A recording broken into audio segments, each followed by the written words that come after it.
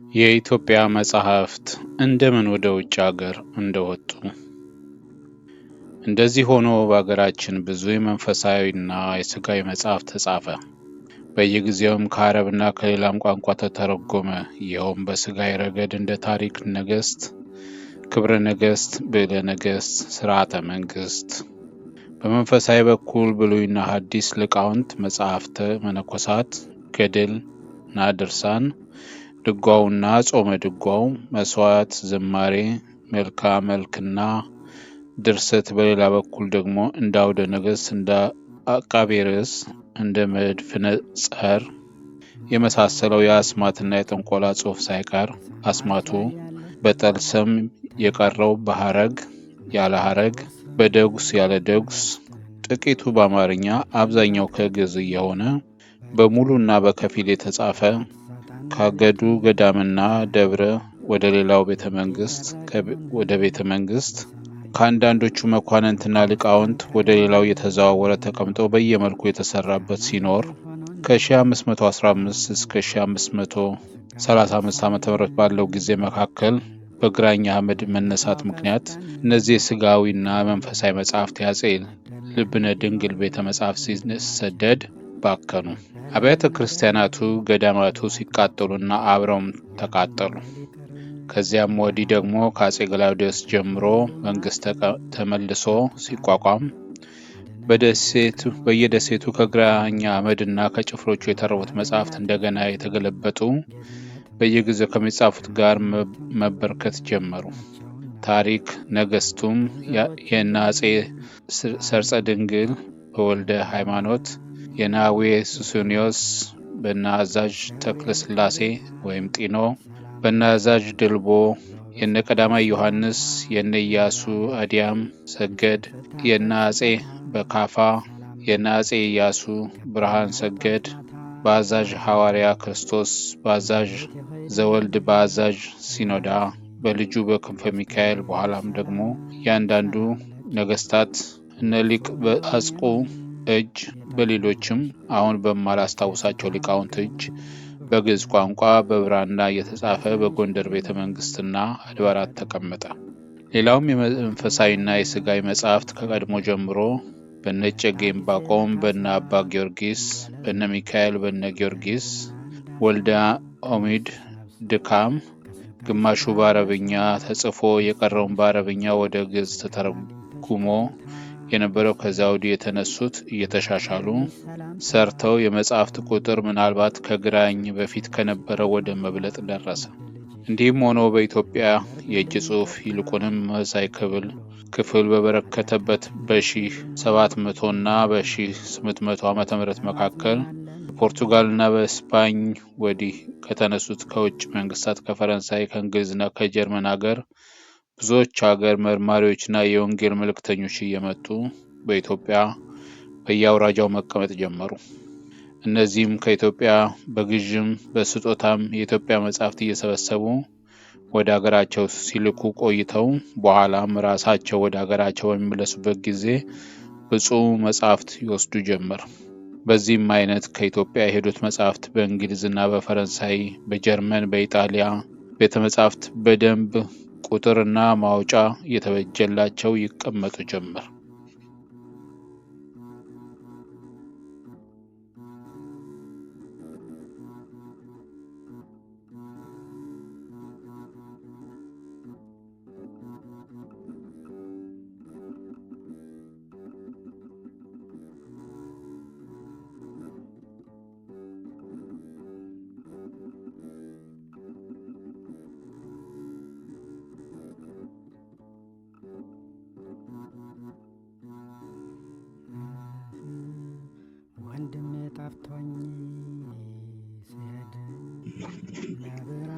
በእንግሊዝ ሀገር ያሉ መጻሕፍቶቻችን።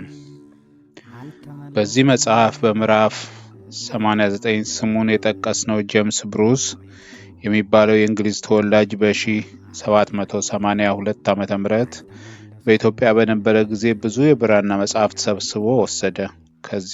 ከነዚህም ውስጥ ጥበበ ሰለሞን፣ የዳዊት መዝሙር፣ የክብረ ነገሥት፣ የሄኖክ መጽሐፍ ይገኙበታል።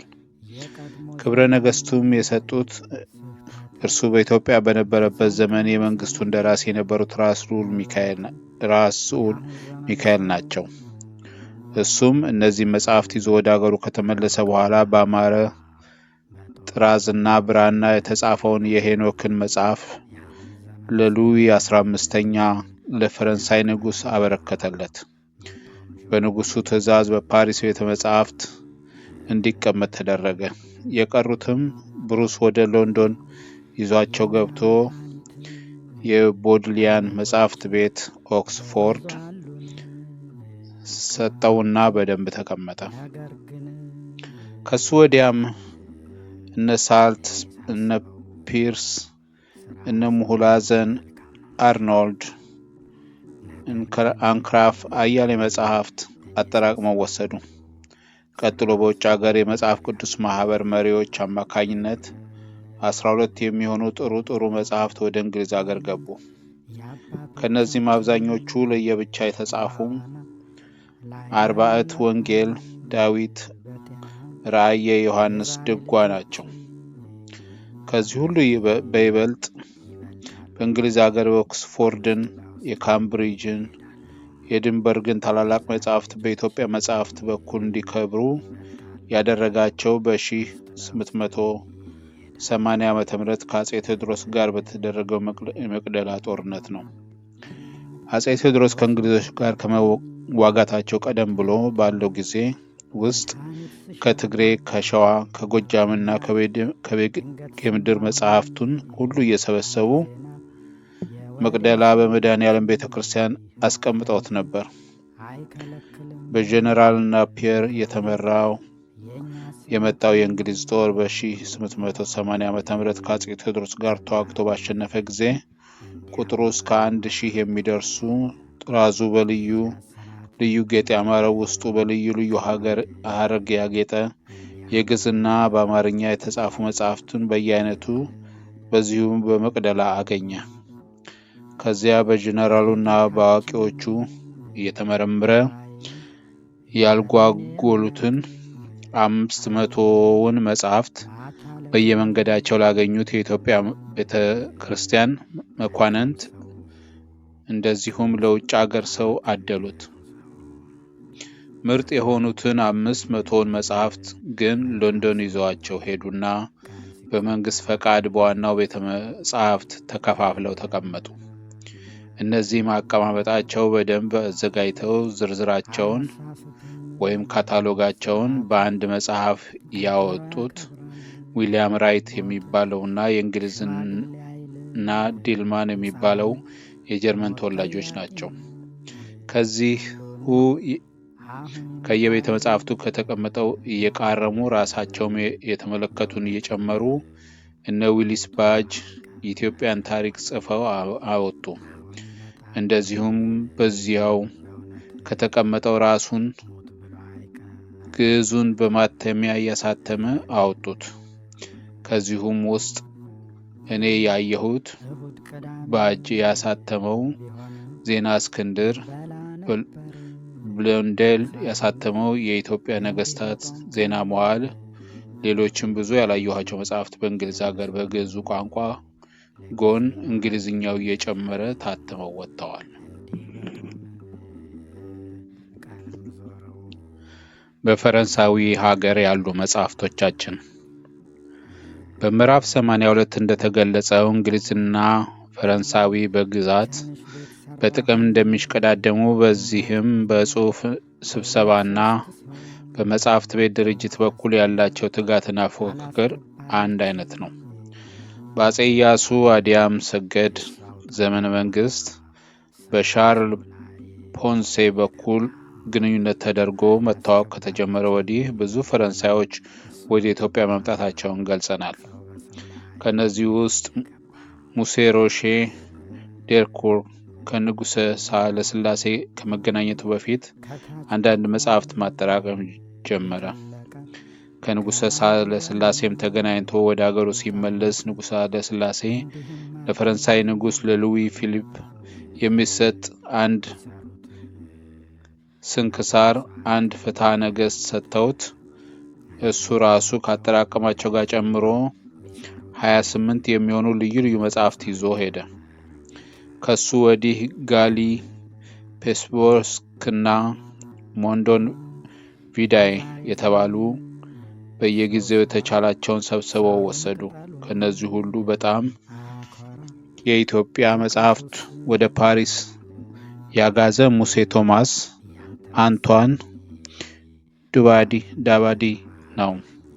እሱም በምዕራፍ 82 በገጽ 232 ላይ እንደተጻፈው በኢትዮጵያ አውራጃዎች በትግሬ፣ በበጌ ምድር፣ በጎጃም፣ በሸዋ ገዳማትና አድባራት የተዘዋወረ ቁጥራቸው እስከ 231 የሚደርስ ጥሩ የብራና መጽሐፍት አጠራቅሞ ወደ አገሩ ከተመለሰ በኋላ እሱ ራሱ አባል ለሆነበት የሳይንስ አካዳሚ ለሚባለው ማህበር ሰጠው። በኋላም በዚሁ ማህበር ፈቃድ በፓሪስ በህዝብ ቤተ መጻሕፍት ቤት ተዛውሮ ተቀመጠ። ከዚያም እነ ማርሴል ኮሄን የወሰዱት በፈረንሳይ አውራጃ ይልቁንም በፓሪስ ከተማ እስከዚያው የሰበሰበው የኢትዮጵያ መጽሐፍት በደንብ የተቀመጠ ከዚያ እንዞቴንበርግ፣ አንግሪቦ፣ ነሼን፣ ማሪዩስ ስኮኖቲ፣ ሮሲኒ፣ እንግሬዲ ሌሎችም ጸሐፊዎች፣ መርማሪዎች እንዲጠቀሙበት ተደረገ።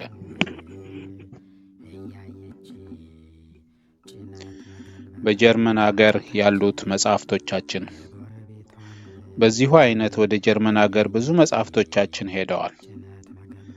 በኢሃብ ሉዶልፍ፣ በሞስተር ፍላድ፣ በቴዎድሮስ ፔትሬስ እጅ አስቀድሞ ብዙ መጽሐፍቶች ሄዱ።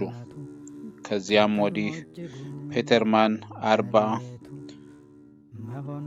ብሩግሽ 13፣ ሊፕሲዮስ 9፣ አዜንበርግ 6 የሚሆኑ መጽሐፍት ሲወስዱ ከዚያ ወዲህ በየጊዜው በእነኚህ በሚስዮናውያን በአገር መርማሪዎች በቆንስሎች በኩል በገዥና በስጦታ የተሰበሰበ የሄደው ብዙ ነው።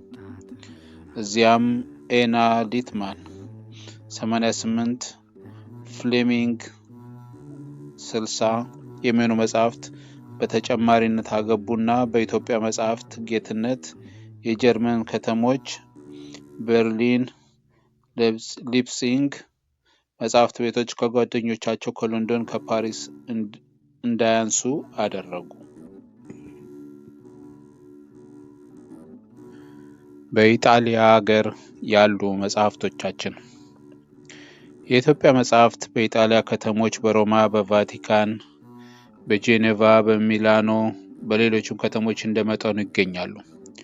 የኢትዮጵያ መጽሐፍት ከ1600 ዓመተ ምህረት ጀምሮ በሚስዮናውያን እጅ አንዳንድ መጽሐፍት ከገቡ በኋላ ከ1668 ዓመተ ምህረት ጀምሮ እስከ 1680 ዓመተ ምህረት ድረስ በኢትዮጵያ 22 ዓመት የነበሩት ጆሴፔ ሳፔቶ የሚባሉት ሚስዮናዊ 20 የሚሆኑ መጽሐፍት ከኢትዮጵያ ወሰዱ። በወሰዷቸው መጽሐፍት ውስጥ የኩፋሌ፣ የስንክሳር፣ የሄኖክ፣ የቅዳሴ መጽሐፍት ይገኙባቸዋል። ከዚያ ወዲህ የአጼ ዮሐንስ ዘመነ መንግስት ጀምሮ ይልቁንም በዳግማዊ ምኒልክ ዘመን ብዙ ሚስዮናውያን ለሊቀ ጳጳሱ፣ ለቫቲካን መጽሐፍት ቤት ሚኒስትሮቹ፣ ቆንስሎቹ፣ ለውጭ ጉዳይ ሚኒስቴር መጽሐፍት ቤት የቀሩትም ለቀኝ ሀገር ሚኒስትሮቻቸው እንደ ኮንቴ ሮሴኒ እንደ ቼሩሊ ያሉትን ለየግል መጽሐፍት ቤታቸው ከኢትዮጵያ ብዙ መጽሐፍት ወደ ጣሊያ አገር እየወሰዱ በነፋማጋሊ በነዛኑቶ እጅ በስርዓትና በደንብ ዝርዝሩ እየተጻፈ ማውጫ እየተበጀለት በቢሊዮግራፊ ተቀመጠ። በተረፈ የኢትዮጵያ መጽሐፍት እንደ መጠኑ በመስኮብ፣ በአሜሪካ፣ በቤልጂክ፣ በነምሳ ይገኛሉ።